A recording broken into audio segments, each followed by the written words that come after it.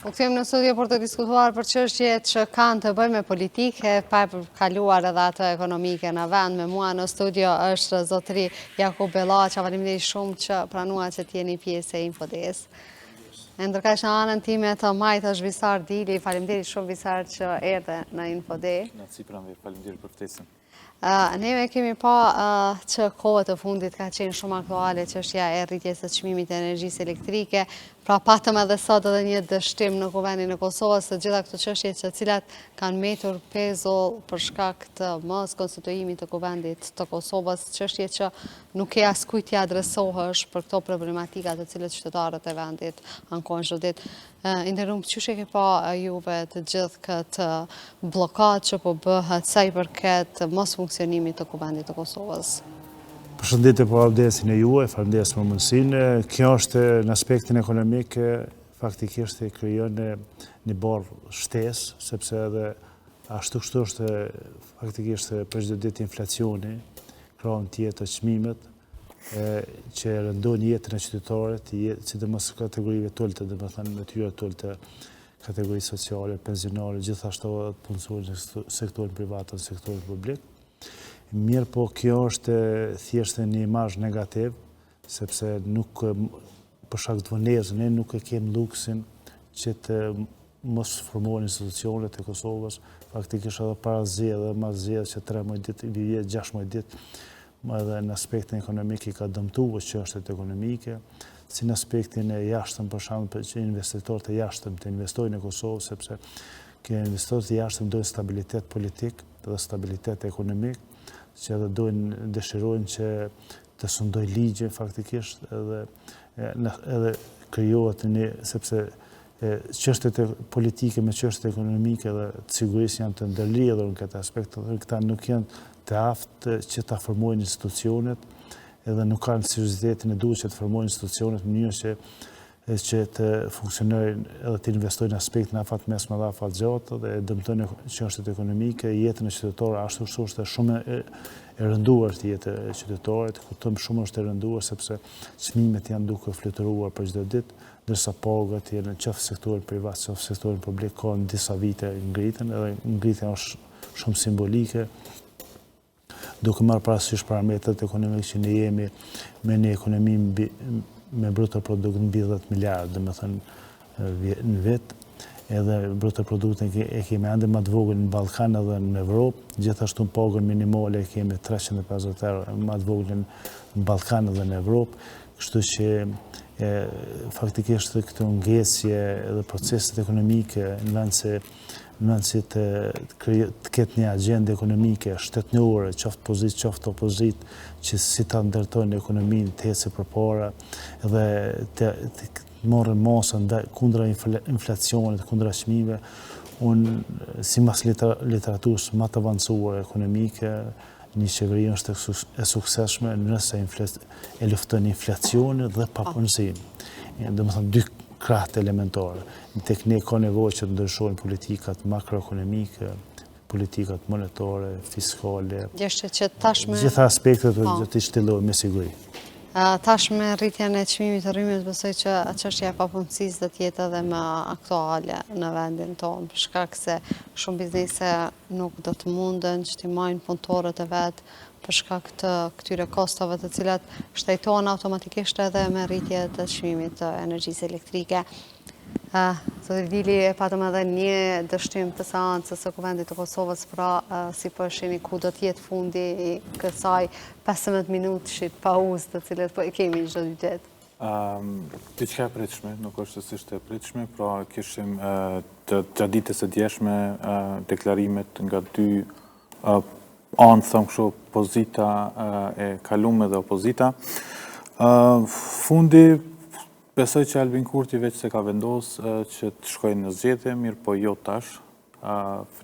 Frika ime personale është ai do të shkojnë në zgjedhje ose tenton të shtyjë zgjedhjet për verë, në kohën kur do të ketë edhe pushime masive nga diaspora jonë dhe që pretendon në farë mënyrë të arrijë numrin e votës. Po shpresoj shumë që brenda këtyre ditëve të ardhshme ambasadat ose ndërkombëtarët të merren pak më shumë me neve, ose të kenë një seriozitet më të madh. A pësani që neve nuk do të kemi mundësinë Po flitet qarqeve që pa ndërhyrje të ambasadave? Na përgjithsisht e kemi një demokraci të brisht. Në një demokraci të brisht, e cila vjen si pasoj jo vetëm politikës tashme, po dhe të kalumës, pra dhe gjurëmët e të kalumës na japin këtë farë brishtësie shumë të madhe në demokracinë që na e kemi. Pra të na opozita nuk shihet si një instrument parsor ose kryesor i demokracisë, po vetëm si pengesë. Mas ne i shohim qytetarin që është vetëm për votë dhe absolut nuk merr pjesë në vendimarrjen e shtetit. Vetë i marr parasysh krejt këto dhe bllokimin që po ndodh tash, besoj që pa ndërhyrjen e ndërkombëtarëve kjo krizë nuk do të kalon. Edhe pse kemi çarqeve që flitet për një koalicion të mundshëm PDK vetvendosje, po kjo është vetëm sa për ta shpilojën, po më duket. Domethënë një pjesë e madhe e gjithë kësajna është vetëm sa për desinformim ose një farmënyre që... Ata janë deklaru visar që asë njani për tyne nuk do të shkojnë koalicion me njëra tjetëra. Dje ishin disa informacione, po dhe sot gjatë ditës të gjumë disa informacione që janë dikun rreth 3 ose 4 deputet nga PDK-ja që janë afru me lëvizjen vetvendosi. Tash, nëse kemi 3-4 deputet që afrohen, nuk besoj që ata afrohen në aspektin individual, po kjo shkon edhe në baza partijake. Po shpresojmë që të kemi një reflektim, edhe një koalicion PDK vetvendosi nuk do t'i bën të keq vendit, do t'ishte shumë i mirë, pasi që me një koalicion t'il e para lista sërbe do t'ishte komplet jashtë sistemit, edhe që është një e mirë për Kosovën. Edhe e dyta, besoj që brenda këtij koalicioni do t'ishim votat edhe për prezident, pra nuk do t'kishim zgjedhje qysh vitin tjetër.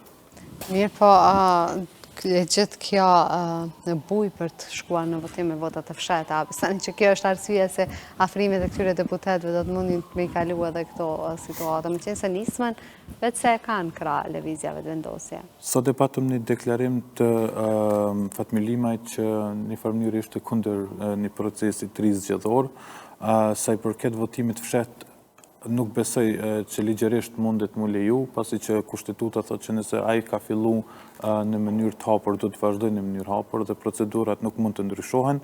Arsye pse vetvendosja është ndalë të procedura është vetëm për shkak që nuk i ka numrat. Po afrimi këtyre deputetëve, siç thash më herët, ka të bëjë komplet me koalicionin dhe jo me aspektin individual. Dhe nuk besoj që Albin Kurti futet në ujëra të trazume me 61-62 deputet. Pra nuk besoj që Albin Kurti do të futet në një qeverisje, se sikur ta kishte për një me ai këto numrat do të mund t'i realizon të qysh para 2-3 mujve, pra qysh momentin kur u certifikon zgjedhjet. Inderum ka ana ekonomike, ti the edhe njëherë që këto vanesa kanë qua dhe më shumë në bëslok edhe më të mëdhaj, mi për duke ditur se edhe fondet e Bashkimit Evropian kanë betur të stopune për shkak të këtij kuvendit. Çka mujna me pas dëme tjere për i kësaj qeverie që nuk po formohet? është dëmë që nuk po formohet, duhet të kryohen institucion sa më shpejt për hir të popullit, sepse ata populli ka zgjedh. Ata nuk duhet mendojnë që janë deputet të popullit, nuk janë deputet një partije apo një shefit caktuar. Duhet me reflektu. Ne jemi shoqëri edhe shteti më i ri në Evropë, edhe bashkësia ndërkombëtare, qoftë duke i falendëruar Amerikës edhe Bashkimit Evropian, që ne kanë mbështet në shtet themelimin e shtetit dhe shtet ndërtimin e Kosovës, andaj ne duhet të jemi më të mençur si shoqëri, si shtet, o fjola për përfaqësuesit e popullit, deputet, edhe të themelojnë institucionet për shkak të marrë besimin sa më shpejt që mos varfënohet Kosova më shumë në aspektin ekonomik, sepse është duke vrapënuar për çdo ditë më shumë. Për këto 4 vjet, çish kemi performuar? Tek ne nuk është bërë sa duhet më bërë për çështjet ekonomike, ka qenë dashur më shumë, edhe pse ka pas disa lëvizje të vogla, pagës minimale, mirë, po paga minimale do duhet të ishte 500 euro.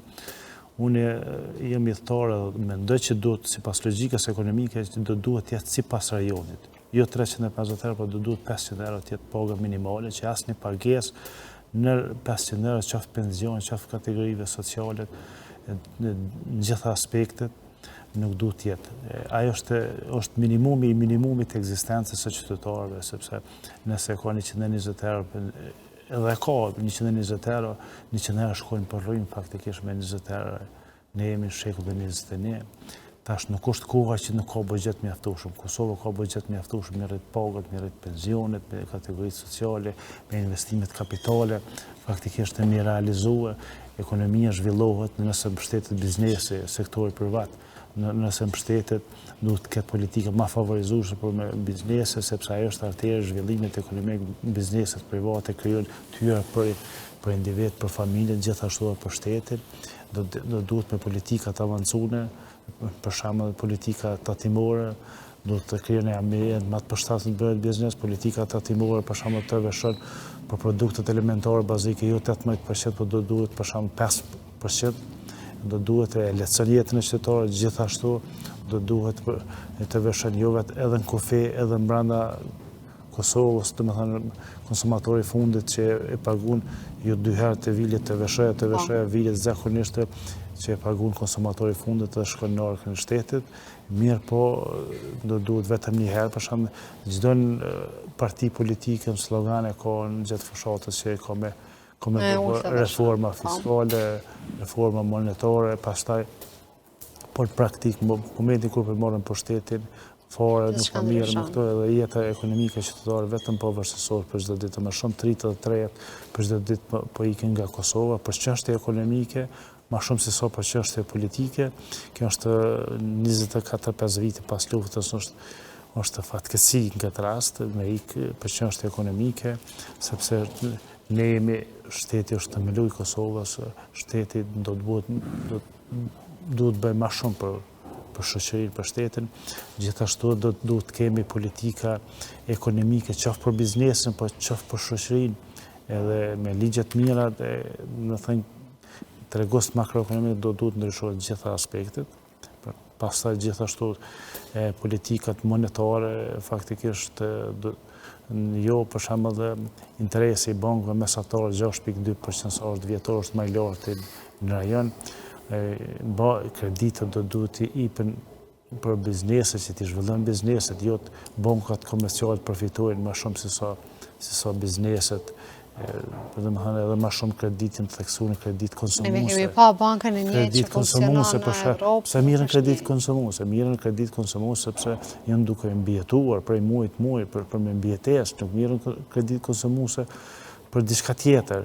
Nëse do të kish më shumë kredi për investime, për shembull për biznese, për themelin biznese, për zhvillim biznesit, atëherë do të kishte mbështetet. Gjithashtu mos të harrojë të cekë, duhet produktet duhet të ketë prodhim më shumë. Në Kosovë prodhuesit duhet të subvencionojnë, për shembull, po marrim si shembull nëse 18 cent e shet për shembull litrën e qumshtit, shteti do duhet të subvencionojë për shembull me 25 cent ose diferencën do të subvencionojë që ta stimulojë prodhimin e brendshëm, pas ta stimulojë eksportin. Do stimulohet prodhimi i brendshëm, gjithashtu do duhet të mbështeten edhe të mbrohen prodhimet e brendshëm nga të jashtmet produktet të cilat hinë nga shtetet fëqinje. Ato hinë shtetet fëqinje në tregun e Kosovës, sepse ato shtetet saktuar i subvencionojnë, i mbështesin. Ne nuk është mbështetje ekonomike, sa duhet me qenë për produset për ekonominë. Ne duhet aspirojmë që të jemi ekonomi konkurruese, qoftë në prodhim, qoftë në shërbim.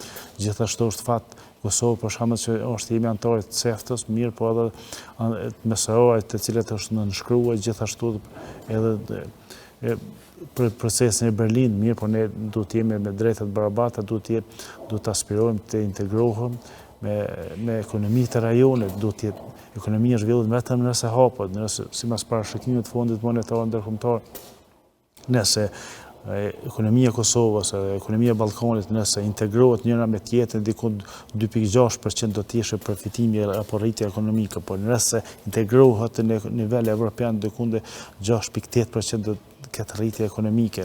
Unë kam qenë edhëtar, jam edhëtar që mendoj që 3.8%, 4%, që 24-5 vite që ka shku parafërsisht në mesatare, është ajo bruto me kthyer neto 2%. Unë në të më tregon një familje, apo një individ që është duke shëjuar që atë rritje ekonomike. për 4%. Në të regot kisha pas dëshirë me ditë këshën kisha qëtë një kafe, kështë misësisht, po të...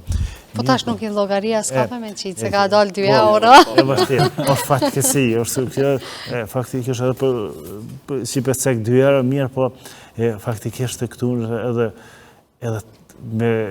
me procesu një kafe për aparate, po për mekanizme shumë 30 sekundet nuk shpenzon rrim 16%. Aja, disi logaritet për shembull, faktikisht nëse aplikohet për shembull në përqindje, shpenzimet fikse plus shpenzimet variabilen total plus 16% për shembull. Jo për një produkt caktuar, sepse nuk shpenzon 16%. Po është falë që s'ka mbikëqyrje, apo jo? S'ka mbikëqyrje, abuzim është, po ma shumë se abuzim është, shumë raste po thëmë kjo është mashtrim. Mashtru popën. Hajde le kjo për çmimet e energjisë elektrike, po 25 euro kilogrami qërshis. Është goxha shumë. Ka më shku edhe më tutje migrimi, rritja e njerëzve që kanë me dalë jashtë Kosovës, të pakit politik që është të shku veç në mënyrë jo duar. Aspekti migrimit po besoj nuk është që na prek veç njëve shqiptarëve përgjithsisht. Te na pak me ndihshëm, jemi më të vogël, popullat më e vogël edhe vremi më shumë. Mirë po, unë do të isha shumë i lumtur sikur migrimi të ishte migrim në aspektin studentor ose profesional që njerëzit shkojnë jashtë, marrin përvoja të ndryshme dhe të vinë edhe të kontribuojnë mas në vendin e vet. Të marrë parasysh që përgjithësia politike në këtë vend është e barabartë me zero edhe që pushteti vazhdon me lojrat dhe abuzohet me votën edhe me dëshirën e qytetarit, ky migrimi që po ndodh te na është një fluks që ka filluar dhe do të vazhdoj.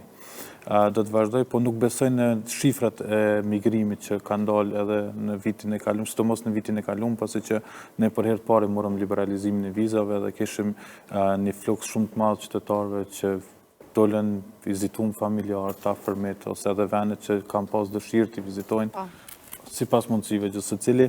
Kështu që po shpresojmë që pikë parit të kemi një konstituim të kuvendit brenda mujt, edhe institucionet fillojnë me punën. Për disa që kam u pa brenda mujit, se gjasat...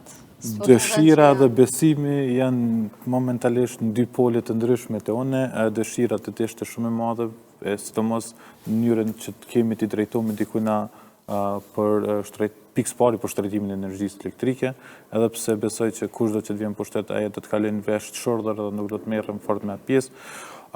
Po çka besoj është që nuk do të ndodhë. Nuk të ndodhë për shumë arsye, pikë pari unë besoj që secila parti që vjen pushtet do të ballafaqohet me marrëveshjen e dëmshme të Ohrit, të cilën kishte nënshkruar ish kryeministri i kaluar Albin Kurti. Ajo është në detyrë, po e dina që detyrën e ka uzurpuar dhe nuk pëlqen. Për atë ne edhe i thamë që është ish kryeministër. Derisa se ka marrë një post të caktuar... A e ka postin e caktuar, është deputet. Ka deputet, po, ligjërisht kryeministrisë nuk e zoton... Ligjërisht e ka postin e uzurpuar, pra. Dhe po besoj që të marrë parasysh ashtu si thash marrëveshjen e Ohrit, e cila është shumë e dëmshme për vendin tonë, nuk po e them unë, po e kanë thënë edhe oponent televizës vetvendosi vet. Asnjëna parti që nuk e ka guximin që ta marrë pushtetin deri në momentin kur do shta Bashkimi Evropian do të hinte si garancë që nuk do të vazhdohet me atë marrëveshje, mirë po do të kemi bisedime të reja sa i përket ndryshimit ndoshta disa pikave të asaj marrëveshjes. Derisa të ndodh kjo, ne jemi në sankcionet BE-s, BE-ja nuk është që puna përkra shumë, pra ka me shku vazhd edhe që kjo pjesë deri nashta në zgjedhjet e ardhshme, që mundet me ndodhë verës ose edhe në vishtë. Bashkë me ato lokale? Bashkë me lokale, po. Si që edhe po flitet takticisht, në rumë, ne po shohim se seriosisht njerëzit profesionisht janë të na ikë prej këtujt. Kemi pa që mbi 1000 mjek në kanë ikë prej Kosovës, një numër goxha i madh, duke ditur që jemi një vend goxha i vogël. Sa mendoni se do të ketë impakt në vendin tonë gjithë kjo ikje e njerëzve? Po sigurisht se shkakton një impakt negativ, po që është në aspektin ekonomik, sepse profesionistë të ikën sepse nuk kanë parakushte dhe kushtet nevojshme të punës. Gjithashtu nuk janë edhe në aspektin financiar apo material nuk janë të stimuluar, se pagat e qoftë shqetëse kam behat qoftë sektorin publik, sektorin privat, janë ende më të ulta, fatkeqësisht. Me marrë gjitha statistiket e vendeve të rajonit janë pagat më të larta. Profesionistëve edhe nuk kanë kushte të volitshme, edhe pasigurie ekonomike ka, duhet politika të qartë, nuk ka një vizion të qartë ekonomik për shembull. Po, se çka do të shkojë? S'ka. Asnjë qeveri deri më tash nuk ka një strategji kombëtare shtetërore për zhvillim ekonomik. Ka pas raste 16 fletë ka qenë copy-paste një shtetit caktuar, ka pas edhe ato nuk jetësohet edhe këtu mungon do të me pas thjesht. Do të thotë që s'kemi standardet të atij shtetit nuk ku i kem ne kemi standardet. marrë kopimin. Po do të me pas çdo qeveri kështu sugjeru. Kjo vjen si pasojë mungesës profesionalistëve apo si pasojë e vullnetit për vullnetit politik. Vullnetit politik se çdo qeveri nëse merr për shembull qeverinë e thjeshtë e thembelën në qeverinë me udhëheq në agjendë ekonomike duhet ta kesh një plan fizibilitetit ekonomik, një strategji kombëtare si zhvillohet ekonomia për në aspekt në afat mesme dhe afat gjatë, ato duhet bën nga ekspert ndërkombëtar dhe vendor, jo në institutet e caktuar, për shembull konkurrenci. Ka kosto disa milion mirë, po do duhet ajo kish me shërby çdo qeveri veç me vazhduar. Në nivel shtetëror. Mirë, po kanë premtu, po nuk e ka pas iniciativa, as nuk e kanë realizuar. Kam betë vetëm e shkuar. Kam betë, thjesht nuk ka një vizion të qartë si me zhvilluar. Unë e di në për fshata se e X partit caktuar do të rritin këto, pensionet, pagat, kajtë okej. Mirë, po do të me propos që duhet këtë rriti këtu, duhet strategji se si ta zhvillon ekonominë në sektor strategjik. Me zhvillu, si ta zvogëloj importin, si ta rriti eksportin, si ta stimuloj prodhimin e brendshme, si ta përgatit një ligj të mirë për prodhimet, si ti mbështes, si ti ndryshoj politikat fiskale, monetare, tatimore, edhe thjesht duhet të tek ne varet nga disa shtylla që zhvillimi ekonomik. Shtylla parë që varet për zhvillimi ekonomik është nga konsumi, për shembull. Thjesht nëse do të kishe paga më të larta, do të rritet konsumi, do të rritet fuqia blerëse. Mirë, po në aspektin ekonomik më produktiv kish me qenë që rritja ekonomike të zhvillohet bëhen nga investimet e jashtme në sektor strategjik. Ka këtu hapësirë me punu së dush. Neve si njerës a kemi punu me njerës të duhur që e kishin zhvillu këtë fush. A kemi punu me njerës të duhur, a kemi pas njerës të duhur në përmbret qeverive. Qoftë edhe kja e fundit po edhe qeverive të kalume që kanë punu në qëtë fush, që janë mundu që mos jemi në këtë fazë ku jemi. Në aspektin ekonomik, jo nivelin e duhur. Pa gjitha, dhe me thënë, profesionistët e ekonomisë, nuk kanë qenë njerëz të duhur në vendin e duhur, për çështje ekonomike po flas, nuk kanë qenë, duhet për shembull për me qenë në aspektin ekonomik, po flas për shembull Ministritë të Financave, do duhet SPOK-u të ketë 20 vjet përvojë punës, qoftë sektorin publik, qoftë sektorin privat. Do duhet të ketë strategji ekonomike se si ta zhvillon në aspekt ekonomik, vjekeq. Në përgjithësi, po shefi vetë aty në çështjet brendshme është ajo, a ka dhënë hapësirë për shembull për me ministrit financave o diçka tjetër. Mirë, po në aspekt ekonomik ka pas mundësi më bë më shumë, nuk është bë. Çdo qeveri edhe është kush e ka pësu qytetari, jeta e qytetarit, edhe kush e ka pësu si qoftë profesionistët, qoftë 33, ne jemi thjesht shtet i themeluar të ndërtu këtë për çështje ekonomike as fare nuk do duhet mendohet. Nëse kish pas një mbështetje për shembull, do të thjesht një fond i veçantë për 33 se si ti mbështes që mos ta nshon Kosovën për punësim. Jo të punësohen njerëz me vija politike, gjithashtu në sektorin privat për shembull është unë e ceki shpesh që kontrata kolektive është kushtetut për punëtorët, sektorin privat. Ato veç i kanë nënshkruar disa herë, kur nuk e kanë implementuar.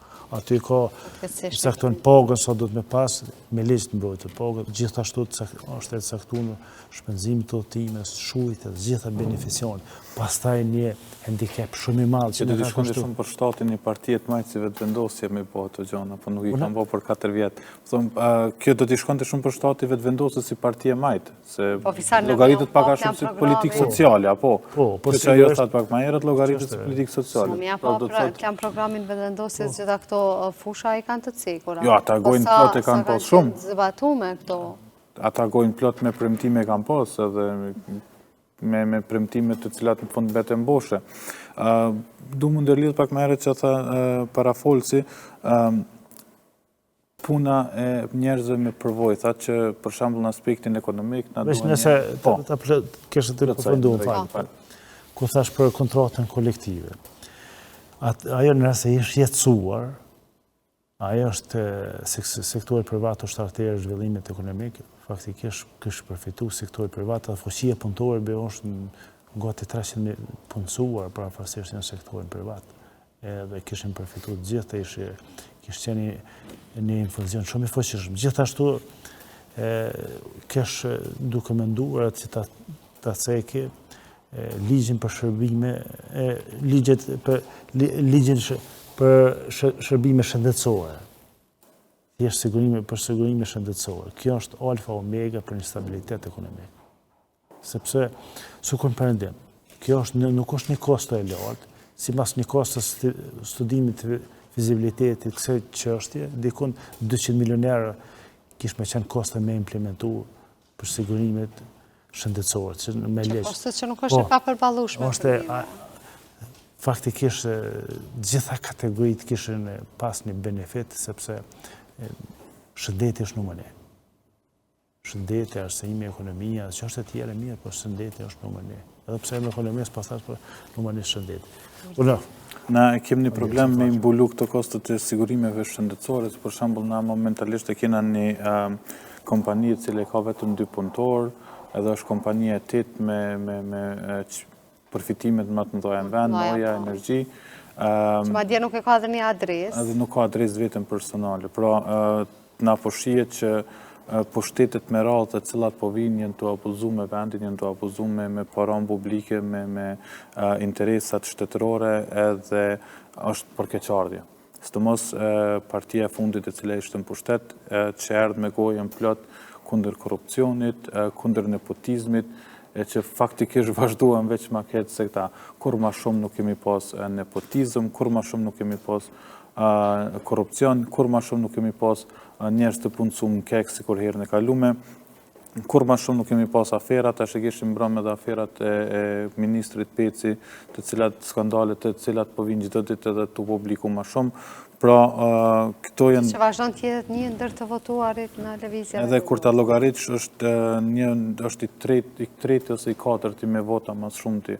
Pra, një pjesë të fajit e kemi edhe na qytetarë, të cilët tash e 25 vite edhe me ndrimin e gjeneratave nuk po arrim që të votojmë njerëzit e duhur ose të zgjedhim njerëzit e duhur për pozitat e duhura ose të caktuara. Nuk po them që populli të jetë baza ku do zgjidhet një ministër ose një ministre e caktuar, po në farë mënyrë të kemi kujdes kënd po e votojmë, kënd po e çojmë në vendin më të madh, në vend që është kuvendi i Kosovës, pra dera më e madhe e shtetit, baza themelore e shtetit, kuvendi i Kosovës.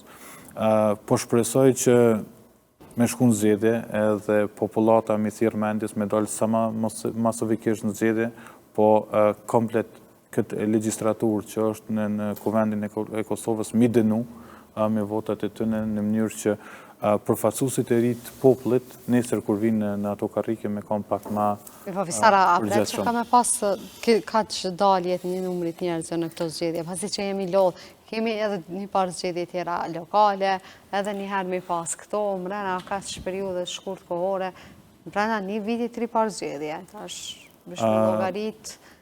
Përvoja na ka mësuar që tash hera parë që patëm në pushtet një parti që një mandat deri në fund. Ishte vetë vendosja, edhe fati të nëveshte që ishin të vetëm, edhe nuk ishin koalicion, se po të ishte një parti tjetër në koalicion, besoj që shumë herët do t'i kishim zgjedhjet. Kjo është një për arsye pse Albin Kurti nuk don të jetë në bashkëpunim me partitë e tjera ose të ketë koalicione. Se sa është e lodhshme për popullatën, sa mundet me kanë masa në daljen në zgjedhje, po besoj që e lodhshme është tepër, po do të ishte ndoshta pika e fundit kur popullata duhet të thirrët e mendjes ose të dilte masovikisht në zgjedhje. Në fund ditës ta votojnë kondo, po vetëm këta që kena në këtë legjistraturë mos t'jenë më deputet. Një pjesë e madhe të në mos t'jenë më deputet persona të cilët nuk mund të bëjnë asnjë lëvizje pa urdhërin e kryetarit partisë, pa urdhërin e shefit tyre. Pra, kemi deputet njerëz të cilët në fund ditës do ta kishin ndërgjegjen e tyre ose do të punojshin edhe me ndërgjegjen e tyre në favor të shtetit e jo vetëm në favor të partisë. Në fund ditës nuk luan shumë rol a ki një vot më shumë ama pak në zgjedhjet e ardhshme. Luan rol se çka ke bë për vendin. Edhe historia komplet këta njerëz një ditë kam i gjyku. Edhe po harrojnë këta që nuk përfundon me këta. As nuk ka filluar me këta, po do të përfundojmë me gjeneratat e ardhshme. Gjeneratat e ardhshme, na nuk jemi të punu për gjeneratat e ardhshme.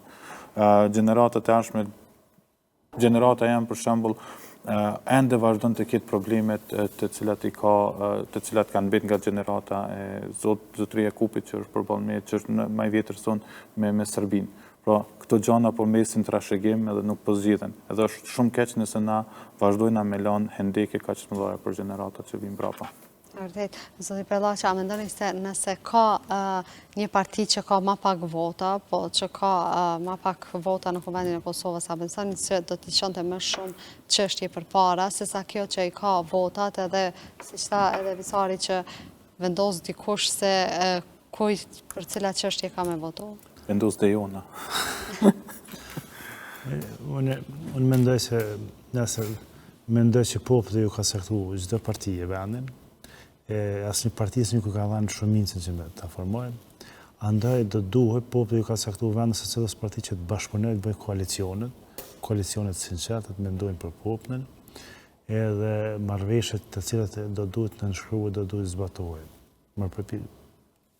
Mënyrë përpjekshme, qenë serioz, ta zbatojnë agjendën për hir të popullit. Të kemi kujdes sa çka po nënshkruajmë. Po sigurisht të kemi kujdes edhe të harmonizojnë programet.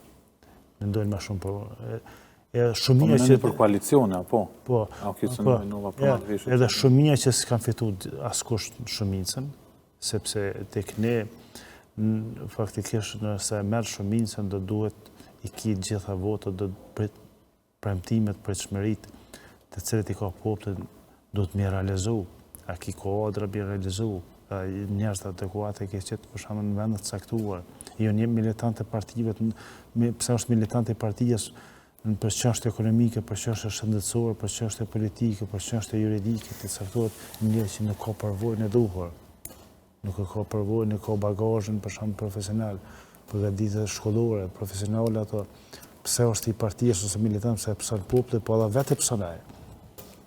Kishte ndash më mirë mos më vonu sa më shpejt më themelu institucionet, edhe ato të lëndohesh pushtetit. Ashtu sa ki marrë përqindje, duhet bashkërisht, jo mi marrë gjitha postet kryesore një parti ose kutadione, edhe të mirën vesh, sepse gjithë jemi për një e kemi një gjunë, një fe, një kombë, një adhej, edhe vetëm duhet ta kenë parasysh, vetëm duhet mendojnë, përpos se duhet mendojnë për familjet e veta, për gjeneratat e tashmetarë, do duhet mendojnë se gjakun e dëshmorëve janë duke shkelur. Me këto gjakun e dëshmorëve janë duke shkelur, edhe të viktime që janë duke shkelur, sepse shumë gjak u derë për këtë vend, për këtë popull. Përmende marrëveshjet, edhe Visari na i rigujtej ato. Ne kemi një marrëveshje të orit ku në bazë të kësaj marrëveshje edhe rryma për pjesën veriore të veriut është një lehtësim për ta, një diskriminim në mes njerëzve të cilët jetojmë në këtë vend, pra një pjesë pagun një kosto goxha të lartë të rrymës, ndërkaq pjesa tjetër nuk përfshihet në këto pagesa. Duhet fillimisht të mendojmë sa i përket gjitha çështjeve që janë nënshkruar. Ajo është marrëveshje, është nënshkruar me ndërkombëtarët dhe ajo është diskriminim nëse minoriteti serb në këtë rast që është edhe operatori elektroservere që ka licencuar zëreja në këtë rast do duhet sikur çdo operator tjetër edhe qytetarët e komunitetit serb do duhet të paguajnë rrymen ashtu sikur çdo qytetar i Kosovës. Ata janë qytetarë brenda Kosovës, nuk ka në asnjë vend të Evropës pas të botës që nuk e paguajnë rrymen. Rryma është obligim, është shpenzim, edhe është thjesht nuk i ka bisedon të mene as me ndërkombëtar nëse nuk e paguajnë një minoritet rrymen. Ose nuk i ka për shembull kartë identitetit, letërnjoftimin ato regjistrimit veturëve gjithë ato. Kjo është më elementare. Rryma është aset pas bukës së llojit. Që është domosdoshmë, është civilizim, është obligim që duhet me paguë. Jo që 24-5 vite që nuk e kanë pagu fare rrymen, e thjesht 48 milion euro dikon që i kena pagu ne gjithë qytetarët tjerë Kosovës për ata pas luftës, edhe në gjykatat, si mas informatët që kom, edhe i kanë fitu lanën, që kanë bërë ankesë, është në gjykatë komercialit Kosovës, që du të mos zbatu me u këtu qytetarëve të Kosovës, ato mjetët të cilët i kemi pagu ne gjithë ato, që mi kompensu ato, heziton gjykatë komerciale e Kosovës, unë e di që është e themeluar rishtë, se i mungon përvojë e profesionalizme, për ato mjetët qytetarët Kosovës, që i kanë paguar minoritetit serb, ato do duhet kthehet edhe të zbatohet, do duhet gjetë mekanizma zbatos. Në gjitha aspektet nuk mjafton vetëm ligjet me pas mira, por duhet gjetë mekanizma zbatos. Në këtë rast do duhet të paguajnë që të rrymen, edhe do duhet të zëreja në këtë rast se e ka licencuar, që ja ka dhënë licencën duhet ta monitoroj, nëse nuk i plotëson kriteret ligjore fare, duhet merr me politikë, do duhet të ketë tërësi politike nga askush, qoftë vendore, qoftë ndërkombëtare, do duhet të kryej. Zëreja është themeluar, e pavarur edhe është i përgjigjë Kuvendit të Kosovës, nuk është agjencion, është regulator.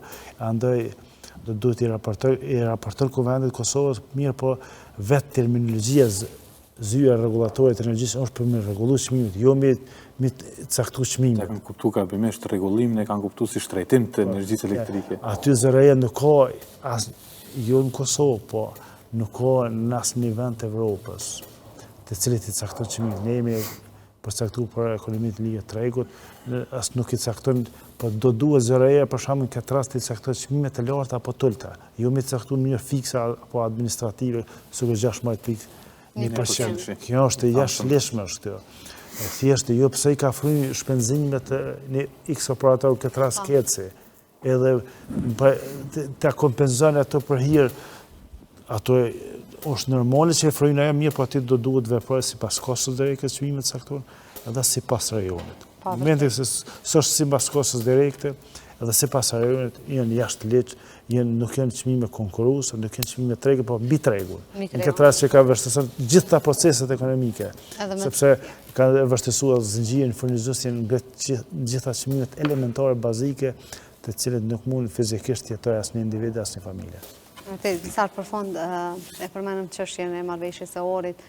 Disa prej pikave të marrëveshjes së orit, nuk i kemi ditë një prej tyre dhe kjo e shtrejtimit rrymen që na doli befasi, a ka qenë kjo një taktike lëvizjes vetëvendosje që të dalin në pa të gjitha këto marrëveshje pikërisht në kohën kur u kryen zgjedhjet?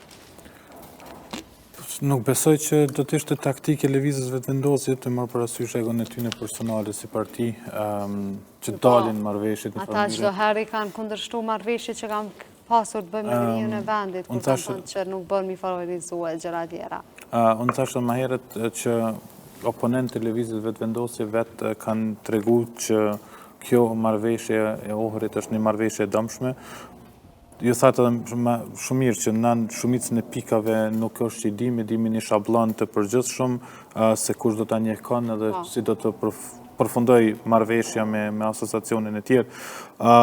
Nuk besoj që ndonjë parti, në këtë rast të lëvizjeve të vendosur, do të kishte dëshirë që në fund të dilnin këto lapsuzet e tyre të cilat i kanë bë gjatë rrugtimit 4 vjeçar.